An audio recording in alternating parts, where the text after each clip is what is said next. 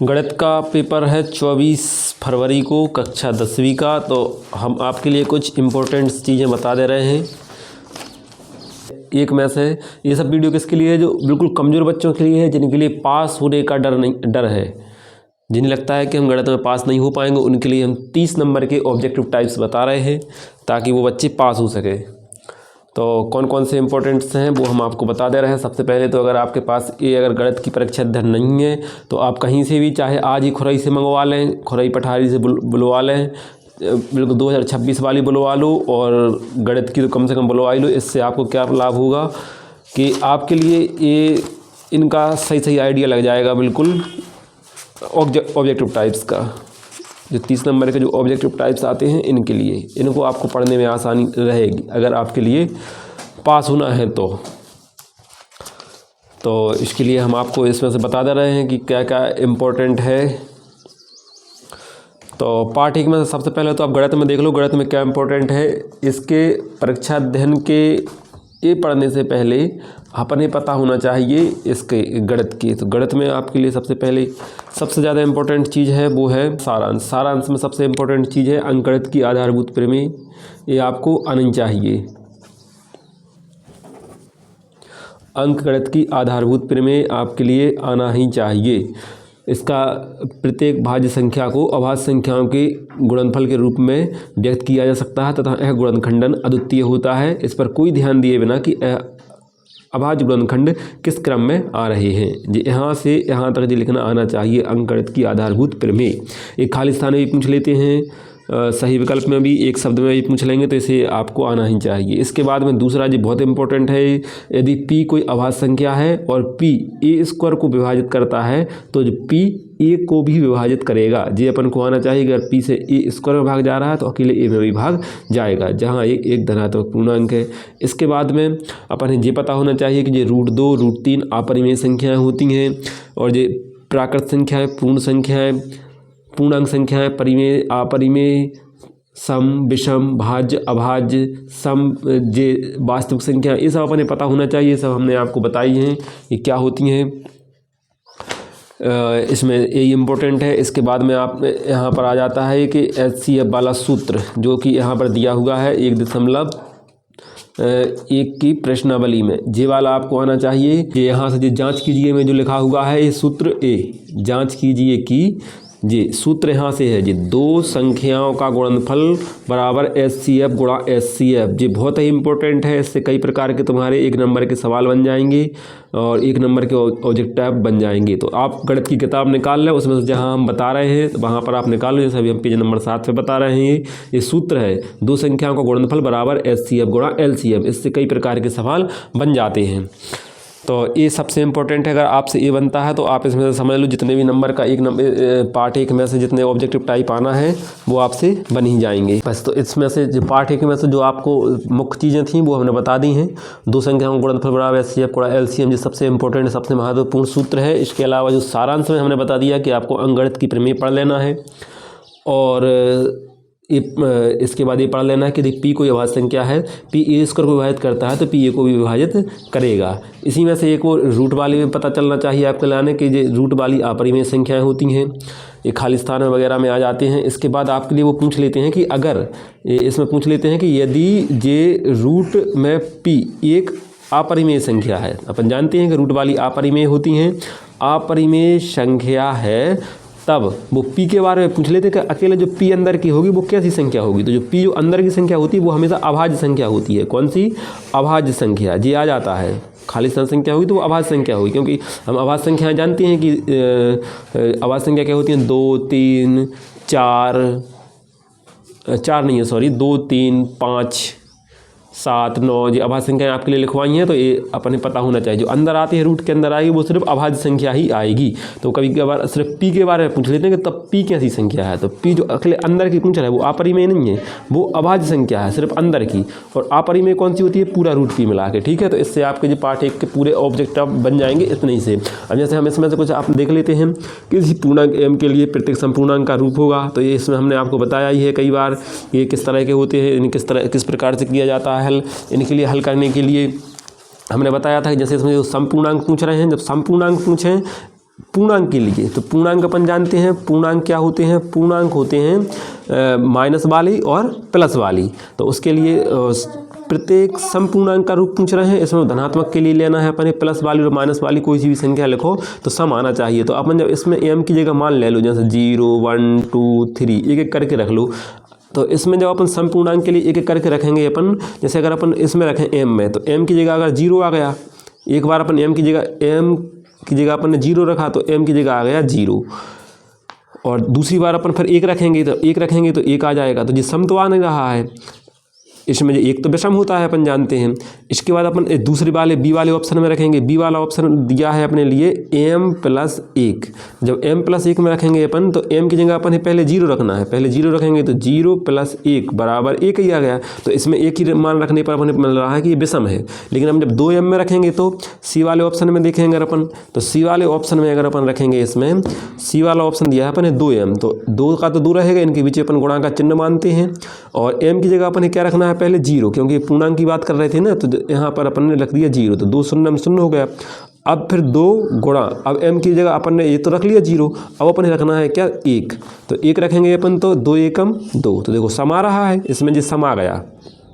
एक और रख के देखेंगे, इसके बाद अपन ने फिर 2 रखना है, तो 2 गुणा 2, तो देखो कितना आ गया 4, तो ये भी सम आ रहा है। यानी कि इसके लिए जो समपूर्णांक का रूप होगा तो वो क्या हो जाएगा 2m। ऐसे करके देखना है, तभी अपने लगाना है, मन से नहीं लगाना है। तो ये बिल्कुल आपके इस प्रकार के आते ही हैं, तो ये बन जाएगा आपसे। इसी तरह से दूसरे में कह रहे हैं किसी पूर्णांक, इसमें पूर्णांक फिर वही बोल रहे हैं, और क्यों के लिए विषम पूर्णांक पूछ रहे हैं, अभी सम पूछा था अब विषम पूछ रहे हैं। जब विषम पूछेंगे तो उसके लिए हमने फिर वही बता दिया आपको, ऐसे ही रख के देखना है। अब विषम के लिए, अब इसमें जैसे इसमें सम आ रहा था ये 2m वाले में, तो इसके लिए विषम के लिए क्या हो जाएगा, 2q + 1 वाला हो जाएगा। देखो कैसे हो जाएगा, हम इसे और करके बता दे रहे हैं आपको। जैसे दूसरा का ये है, इसमें जो विषम पूर्णांक का पूछ रहे हैं, तो विषम पूर्णांक के लिए 2q + 1, डी वाला ऑप्शन देखना कैसे आएगा, d बराबर 2q + 1, तो 2 की जगह तो 2 ही रहेगा गुणा। अभी हमने बताया है कि इस q की जगह आप क्या रखेंगे अपन, जैसे इसमें m की जगह अपन ने 0 1 2 3 रखे थे, ऐसे इसमें रखना है 0 1 2 3, ऐसे मान रखना है। तो यहाँ q की जगह हमें पहले 0 रखना है, 0 रख दिया, फिर यहाँ प्लस के चिन्ह में पहुँच गए 1 रख दिया। अब 2 शून्य में तो शून्य हो जाएगा, प्लस 1 का 1 रहेगा, जब इनको अपन जोड़ेंगे तो वो 1 ही आ जाएगा। तो देखो ये विषम आ रहा है कि नहीं, ये विषम हो गया। अब ऐसे ही इसमें अब डी वाली में और इसी में डी वाली ऑप्शन में ही अपन अगर 2q + 1 की जगह, अभी अपन ने 0 रखा, अब अपन 1 रखते हैं। जब 1 रखेंगे तो क्या होगा 2, और इसके बीच में अपन गुणा का चिन्ह मानते हैं, q की जगह अपन क्या रखना है 1, अभी बताया कि 1 रखना है, और +1। अब इन दोनों का पहले अपन ने को का भाग योग का अपन ने पता होगा, जो बच्चे बिल्कुल कमज़ोर हैं उनके लिए हम बता रहे हैं, उन्हीं के लिए वीडियो है सिर्फ। को का भागु योग, को का भाग योग हमने सिखाया, कोष्टक का, फिर भाग, फिर गुणा। तो पहले इसमें गुणा करेंगे, 2 चिन्ह आ रहा है, गुणा और जोड़ना, तो इन दोनों में से अपने पहले गुणा करना है। जब गुणा करेंगे तो इन दोनों का गुणा हो जाएगा, तो 2 एकम 2, और फिर +1 जब करते हो, जब इन दोनों को जोड़ेंगे तो यहाँ पर 3 आ जाएगा। देखो यहाँ 1 आया था वो भी विषम था, यहाँ 3 आ गया ये भी विषम है। यानी कि इस तरह से जो डी वाला ऑप्शन है 2q + 1, 2q + 1 वो अपना सही हो जाएगा। तो इस तरह से तुम्हें जो मान रख के देख लेना है 0 1 2 3, 0 1 2 3 ऐसे रख के देख लो, तो तुम्हारे लिए सम और विषम आ जाएगा। सम और विषम संख्याएँ अपने पता होना चाहिए कि सम संख्याएँ क्या होती हैं। सम संख्याएँ होती हैं, जो सम संख्याएँ होती हैं वो होती हैं 2 4 6 8, जिनके पीछे जे अंक आ रहे हो, यहाँ पर 0 आ रहा हो जिनके पीछे। और विषम क्या होती हैं, विषम संख्याएं होती हैं 1 3 5 7 9, जिनके पीछे भी अंक जे आ रहे हो वो सब विषम होती हैं। ठीक है, तो इस तरह से जे तुमसे बन जाएंगे, जो जोड़ियों में भी पूछ लेते हैं तो ये बनना चाहिए अपने लिए, है ना। इसके बाद में जे इसमें पूछ रहे हैं n² - 1 8 से विभाज्य होगा यदि n है, तो इसमें भी बिल्कुल सिंपल होते हैं। इसमें जो पूछ रहेगा पूर्णांक, क्या पूर्णांक रखने पर, तो इसमें सिर्फ अपने मान रखना है। n² - 1 दिया है, इसकी जगह अपने सिर्फ मान रखना पड़ता है।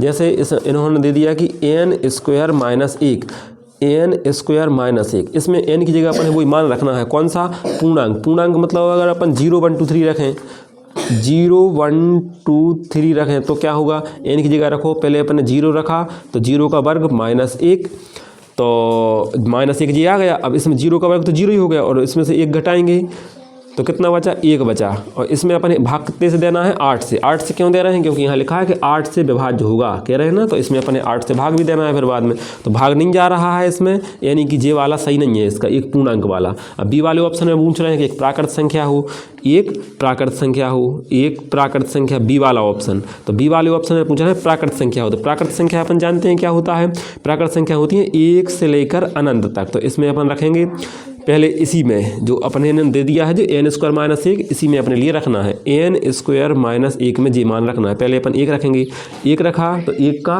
वर्ग माइनस 1, 1 का वर्ग करेंगे तो 1 - 1, और इनमें घटाएंगे अब इनके लिए तो बचेगा 0, और 0 में अपन जो बचा है उसमें अपन भाग देना है फिर लास्ट में 8 से। क्यों, क्योंकि इसमें 8 से कह रहे थे, तो 8 से भाग देंगे तो चला जाएगा, 8 शून्य 0, तो 1 वाला तो बन रहा है। अब 2 बार करके देखते हैं अपन। अब की बार अपन ने 1 मान रखा था, अब इसी जगह पे अपन है 2 रखना है। काय में n² - 1 में 2 रखेंगे तो 2 n की जगह रख दिया अपन ने 2, अभी बताया n मान रखना है, n की जगह अपन रख दिया 2, इसका वर्ग करेंगे -1, 2 का वर्ग जानते हैं अपन 4 - 1, अब 4 में से 1 जाएगा तो 3, और जो 3 बचे इसमें लास्ट में अपने भाग देना है 8 से। तो भाग जा नहीं रहा है 3 में 8 से, इसका मतलब कि ए वाला भी गलत है, ए वाला भी गलत था पहला वाला, ए वाला भी गलत था, और बी वाला भी गलत है। अब अपन सी वाला देखेंगे, विषम पूर्णांक। विषम जानते हैं अपन सी वाले ऑप्शन में, विषम पूर्णांक क्या होते हैं, विषम के लिए आ जाएगा 1, 3, 5, 7, 9, ऐसे ऐसे करके विषम आ जाएंगे। अब ये कहाँ रखना है अपन है, इसी में रखना है, इस n² - 1 में रख के देखना है, n² - 1, तो n की जगह अपन ये रखना है, पहले 1 रखेंगे, तो 1 तो अभी अपन ने रख के देखा ही था। जब 1 अपन ने रखा था इसमें, जो 1 रख रहे थे इसकी जगह पर, देखो जी अपन ने n की जगह अपन ने 1 रखा था यहाँ पर जी, तो 1 रख रहे थे तो इसमें भाग नहीं जा रहा था, यानी कि इसमें अभी भाग नहीं जाएगा। तो जी सी वाला भी अपना गलत हो गया है ना। अब इसके बाद आ रहा है क्या, समपूर्णांक। तो समपूर्णांक अपन जानते हैं समपूर्णांक क्या होते हैं, तो समपूर्णांक में होते हैं अपने, इसमें समपूर्णांक में आ जाएगा अपना समपूर्णांक, सम भी हो और पूर्णांक भी हो, तो उसमें आ जाएगा जैसे 2, फिर 4, फिर 6, फिर 8, ऐसे ऐसे आना चाहिए। तो ये भी अपन मान कहाँ रखना है, इसी में n² - 1 में। तो n की जगह अपन पहले रखेंगे 2, तो 2 रखेंगे अपन, तो 2 इसका वर्ग -1, और तो 2 का वर्ग कितना हो जाएगा 4।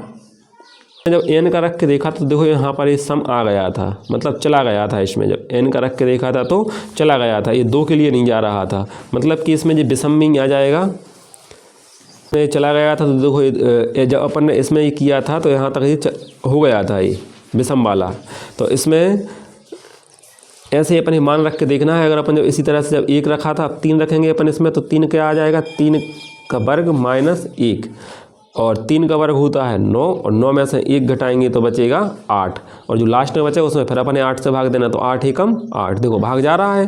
तो इस तरह से मतलब भाग जा रहा है, कौन से वाले में जा रहा है, विषम वाले में। पहले 1 रखा फिर 3 रखा, जा रहा है, और इनमें नहीं जाएगा। तो इसमें अपना सी वाला ऑप्शन सही हो जाएगा, सी वाला इसमें भाग जा रहा है, यानी कि सी वाला ऑप्शन सही है, विषम पूर्णांक। ये अपन ये सिर्फ पढ़ना नहीं है, ऐसा नहीं कि इसमें से सिर्फ अपन आंसर देख देख के पढ़ोगे तो कोई मतलब नहीं रहेगा। यहाँ पर ये भी कोई बुर नहीं रखना है अपने, किसमें टिक लग गया, ये हो गया वो हो गया। इसके लिए अपन क्या करना है, सिर्फ इसके लिए अपने लिए वो देखना है, यानी कर करके देखना पड़ेगा, गणित जितनी भी है सब करके देखना पड़ती है, ठीक है। अब इसी तरह से अब जिस चौथा वाला सवाल आ गया, तो वह बड़ी से बड़ी संख्या जिससे 730 और 125 को विभाजित करने पर क्रमशः 5 एवं 8 शेषफल बचते हैं निम्न है। तो अभी आपके लिए ये थोड़ी सी बड़ी चीज़ हो जाएगी, तो इस चौथे वाले के लिए अभी आप छोड़ दीजिए, जो क्योंकि जो कमज़ोर बच्चे हैं उनके लिए थोड़ी सी बड़ी सी चीज़ हो जाएगी, उनके लिए क्वेश्चन नहीं है, उनके लिए अभी छोड़ दीजिए, इतना इंपॉर्टेंट भी नहीं है। अब इसमें अगला कह रहे हैं जो 2 धनात्मक पूर्णांक ए एवं बी निम्न रूप में लिखे हों। अब इसमें कह रहे हैं ए बराबर दिखाओ x की घात 3 y की घात 2। अब ये वैसे लिखे हैं जैसे कि अपन इनके लिए लिखते थे इन सवालों में, देख लो 1.1 में अपन इनके लिए लिखते थे। ऐसे सवाल हैं जैसे इनमें, जैसा इसमें अभी अपन 26 देते थे और 91 2 संख्या देते थे, ऐसा ही उन्होंने इस क्वेश्चन में संख्या दे दी है कि ए 26 की जगह उन्होंने ए लिख दिया, ए के गुणनखंड करें तो x की घात 3 y की घात 2 आ रहे हैं, ये गुणनखंड दे रहे। और जैसे 91 देते, 91 के अपन गुणनखंड करते थे, वैसे ही इसमें b के गुणनखंड करते हैं x की घात y बराबर 3। तो इसे अपन देखना है इसे कैसे करना है अपने लिए। तो इसे करने के लिए उन्होंने a के गुणनखंड दे दिए हैं x की घात 3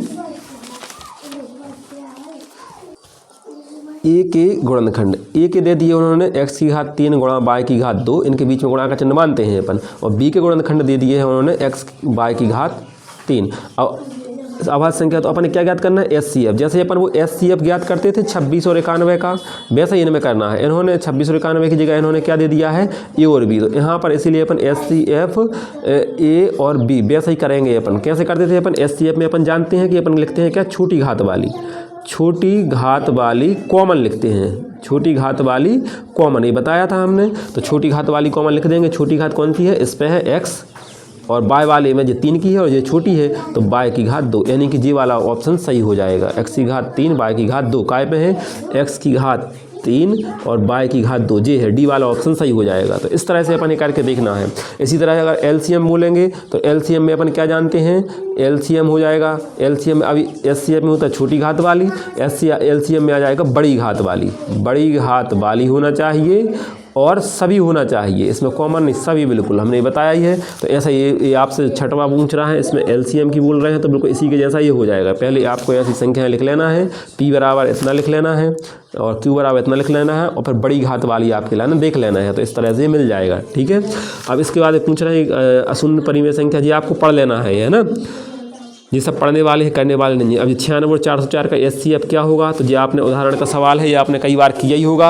96 और 404 का और कर लेना, इसे 1-2 नंबर में भी आ सकता है, तो इसे आप कर लेना। उदाहरण नंबर 3 है, इनका HCF कितना आता है, तो ये आ रहा है इनका HCF ये आ रहा है 4 आ जाता है ना। LCM कैसे करा जाता है, तो LCM हमने करना बताई है, इन सवालों में सिखाए थे, तो वैसे ही इनको किया जाता है। ये बहुत मोस्ट IMP सवाल है, तो इसे करके देख लेना है। 2 नंबर में भी आ सकता है, 1 नंबर में भी आ सकता है। ठीक है। इसके बाद में 6 और 20 का HCF जो खूब करवाए हैं, तो HCF आप आराम से निकाल ही लेंगे। रूट जे वाले सब पढ़ लेना आप। ये रूट P, जहाँ P एक अभाज्य संख्या होती है तो एक खाली स्तर कहलाती है। रूट वाली संख्या के बारे में पूछ रहे हैं तो आप में कहलाती है, सिंपल सा है। संख्या में प्रत्येक उभयनिष्ठ अभाज्य संख्याओं की गुणनखंड की सबसे छोटी घात का गुणनफल क्या कहलाता है। हमने आपने को बताया था कि सबसे छोटी वाली घात का गुणनफल होता है। अब भी हाल हमने बताया है कि सबसे छोटी घात का गुणनफल होता है छोटी घात का, वो HCF कहलाता है। ऐसे बड़ी घात का होता है तो फिर वो LCM कहलाता है। तो जैसा मैंने बता दिए हैं। इसके बाद में ये बड़ी घात का देखो, इसमें पूछा सबसे बड़ी घात का गुणनफल, तो बड़ी घात का गुणनफल LCM कहलाता है। कोई संख्या जो P बटे वाली है, जब बटे वाली है जहाँ P एवं Q परस्पर अभाज्य संख्याएं हैं तो Q बराबर नहीं 0 तो क्या कहलाती है, परिमेय संख्या। कितने इनको पढ़ लेना है एक बार। HCF बराबर HCF, इन्हीं पे कोष्टक पे ध्यान नहीं देना है, इन पे। इसमें HCF गुणा LCM बराबर क्या होता है, 2 संख्याएं हैं तो 2 संख्याओं का गुणनफल। तो 2 संख्याएं कौन सी हैं, ये अपने A और B है, तो उन 2 संख्याओं का ना देखो गुणनफल कर दिया। HCF गुणा LCM बराबर क्या होता है, 2 संख्याओं का गुणनफल। तो देखो यहाँ हमने बताया था अभी हाल की 2 संख्याओं का HCF गुणा LCM बराबर 2 संख्याओं का गुणनफल। तो 2 संख्या कहाँ है, 2 संख्या क्या अपने पता है, तो बिल्कुल अपने पता दी है, इन्होंने कोष्टक में दी है 2 संख्याएं A और B, तो अपने उनका गुणनफल कर दिया A गुणा B, तो ये ऐसे आ जाते हैं। ठीक है। तो ये अपने आना चाहिए, हमने इसलिए बोला कि आपके लिए ये वाला सूत्र बहुत ही इंपॉर्टेंट है। ठीक है। इसके बाद ये यहाँ आ गए जो अभी हम समझा रहे थे आपके लिए, ये धन पूर्णांक हुई तो क्या आ जाएगा, ये 2 + 1 ये अपन इसमें समझे, बिल्कुल वैसे ही करना है इनके लिए। फिर ये सत्ता आ गए हैं, ये नहीं तुम पढ़ लेना है, जिससे संख्याएं आती हैं वो आसानी से कर लेगा। हमने संख्याएं खूब पढ़ाई हैं आपके लिए। इसके बाद में जो शब्द वाक्य में उत्तर आ रहे हैं, जी इसमें बच्चे बहुत गलती करते हैं। जैसे इसमें 4 एवं 5 का महत्तम समापवर्तक क्या होगा। कई बार ये सत्ता में भी पूछ लेते हैं कि 4 एवं 5 का महत्तम समापवर्तक मतलब HCF 20 होगा, तो 5 के 20 सीधे गुणा कर देते। भैया गुणा नहीं करना है, जैसे हमने तुम्हें ये सवाल करना बताए हैं, ये 26 और 91 वाले वैसे ही करना है। पहले आप तो बिल्कुल कितना भी सरल सवाल आ जाए, अगर आप चाहते हैं कि वो गलत ना हो तो उसके लिए सबसे पहले आपको सीधा गुणनखंड करो। 4 के गुणनखंड करो, 2 गुणा 2, 5 के गुणनखंड करो तो 5 गुणा 1। अब हमने HCF में क्या बताया कि HCF में आती है कॉमन चीज़, ये लिखा है देखो, HCF में आती है कॉमन चीज़। तो कॉमन इनमें क्या है, कॉमन इनमें सिर्फ 1 है, तो इनका HCF आएगा सिर्फ 1। तो देखो इसका आंसर आ रहा है 1। तो ऐसे करके देखना, अगर जिसने डायरेक्ट किया कि भैया 5 के 20 या 7 के 28 तो वो गलत हो जाएगा। LCM पूछ रहे हैं तो डायरेक्ट 12 36 नहीं कर देना है। तो LCM भी पूछ रहे हैं तो ऐसे गुणनखंड कर करके देखना, जो ऐसे कर करके देखेगा उसी का सही होगा, नहीं तो गलत होने के बहुत ज़्यादा चांस रहते हैं इनमें। तो हमेशा ऐसे तोड़ के करके देखना, जैसे अपन पूरा ये 2 नंबर वाला सवाल करते हैं ये। ठीक है।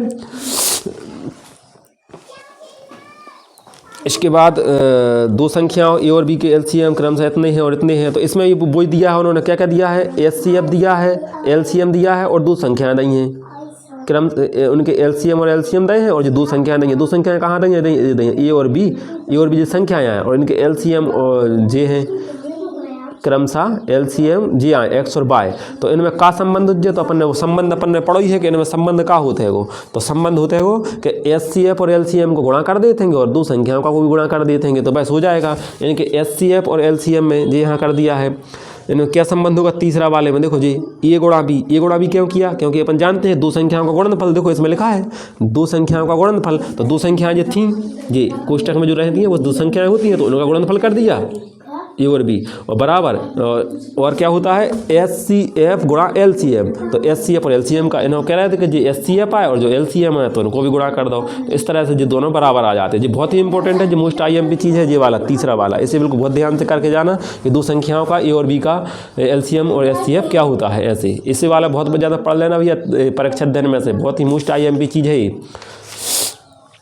और इसी में आ गया यदि बी ए बराबर बी क्यू हो तो ए और बी में क्या संबंध है, जी ऐसा पूछ रहे हैं। तो जी ऐसा कब लिखाता है, तो ऐसा हमने तुम्हें लिखना बताया है काय में भाग में, ऐसा अपन भाग का चिन्ह बनाते हैं एक, इसमें लिखते हैं अंदर लिखते हैं ए और बी से देते हैं भाग और क्यू आता है यहाँ पर, नीचे आता है आर। जी हमने आपको कई बार पढ़ाया है। तो ये बाहर का कहलाता है जी भाज्य, ये भाज्य कहलाता है और ये भाजक कहलाता है, सॉरी ये भाजक है और ये अंदर वाला कहलाता है भाज्य, जी भाजक है, जी भाज्य है और जी भागफल है और जी शेष फल है। तो इसमें से अपन ये नहीं लिखना है कि जी भाज्य जो भाजक है जो भाज्य है, विजा नहीं पूछ रहा है कि जो कया है जो कया है, विजा पूछ रहा है इन दोनों में संबंध का है, इनको संबंध बताने, संबंध जो हो जाएगा कि जे इसका गुणनखंड होता है, मतलब जो छोटा होता है जिससे अपन भाग देते हैं वो हमेशा क्या होता है छोटा, छोटा मतलब खंड मतलब गुणनखंड, ठीक है। इसे अपन को यहाँ से ध्यान रख लेना है कि ये क्या है भैया, तो ये गुणनखंड है। अपन लिख देते हैं कि जो बी है वो बी गुणनखंड है, तो क्या लिख देंगे इसका अपन आंसर कि बी गुणनखंड है, काय को गुणनखंड है, या फिर यहाँ से लिख देंगे कि बी फिर कॉमा ए का गुणनखंड है, ए का गुणनखंड है जी, इसका बड़े वाले का जी गुणनखंड होता है, गुणनखंड है। तो ऐसे इसमें लिख दिया है। तो ये भी बहुत ही इंपॉर्टेंट है ये वाला, देखो जी आया भी है 2022 में आया भी है, तो जी चौथा वाला भी बहुत इंपॉर्टेंट है, तो इसे बहुत ही ध्यान से पढ़ लेना। चलो तो इस तरह से जी आपके जो पार्ट एक के जो लघुत्तरीय 30 नंबर के जो क्वेश्चन आना है वो एक पार्ट के हमने क्लियर करवा दिए हैं। अब अपन सीधे पढ़ रहे हैं काहे पे, पार्ट 2 पर। अब पार्ट 2 पर पहले सबसे पहले क्या पढ़ना है आपको, तो पार्ट 2 में ऑब्जेक्टिव टाइप में आपके लिए सबसे पहले इसका जो गणित में से पढ़ना है वो है सारांश। सारांश पे सबसे ज़्यादा ध्यान देना है आपके लिए। जैसे ही अपन सारांश पे आएंगे तो सारांश में अपन पढ़ेंगे पार्ट 2